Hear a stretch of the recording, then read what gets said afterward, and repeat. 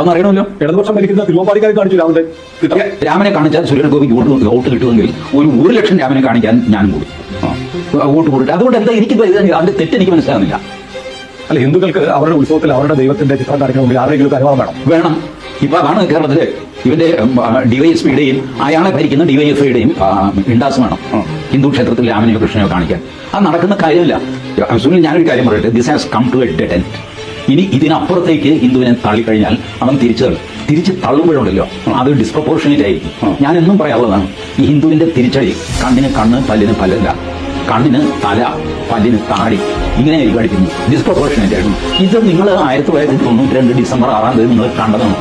നിങ്ങളുടെയൊക്കെ സാക്ഷി നിർത്തിക്കൊണ്ട് പകലല്ലേ അത് നടന്നത്. തൃശ്ശൂർ പൂരം പകലാണ് വെടിക്കെട്ട് നടന്നത് അല്ലേ?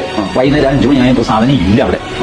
ഇതാണ് ഹിന്ദുവിന്റെ പ്രതികരണം. എന്നിട്ട് ഈ പ്രശ്നം നടക്കുമ്പോൾ ഇവന്മാരൊക്കെ മുങ്ങി, സുനിൽകുമാർ മുങ്ങി, രാജൻ മുങ്ങി, ജില്ലാ കളക്ടർ മുങ്ങി, കമ്മീഷണർ നിന്നിട്ട് അടിക്കുന്ന ആൾക്കാരെ എന്ത് ഈ നിസ്സഹായരായ ജനം ഹിന്ദു ആയതുകൊണ്ടല്ലേ ഈ തലകൊണ്ടത്. വെടിക്കെട്ട് വേണ്ട എന്ന് വെച്ചിട്ട് ഇവർ പിന്മാറുമ്പോൾ മത്സ്യത്തിലെങ്കിലും സുരേഷ് ഗോപി ബന്ധപ്പെട്ടു വെടിക്കെട്ട് വീണ്ടും നടത്തി എന്ന് പറയുമ്പോൾ വലിയ ഡാമേജാണ്.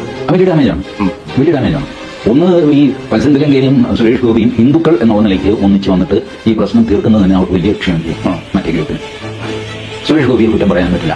സുരേഷ് ഗോപി തൃശ്ശൂർ സ്ഥാനാർത്ഥി എന്നോട് പ്രശ്നം പറഞ്ഞു കഴിഞ്ഞാടുണ്ട്. മത്സ്യത്തിലെങ്കിലും ഹിന്ദു ഐക്യവേദി വർക്കിംഗ് പ്രസിഡന്റാണ്. അദ്ദേഹത്തിന് ഏത് ഹിന്ദു പ്രശ്നത്തിലും ഇടപെടാം, അമ്പല പ്രശ്നത്തിൽ ഇടപെടാം.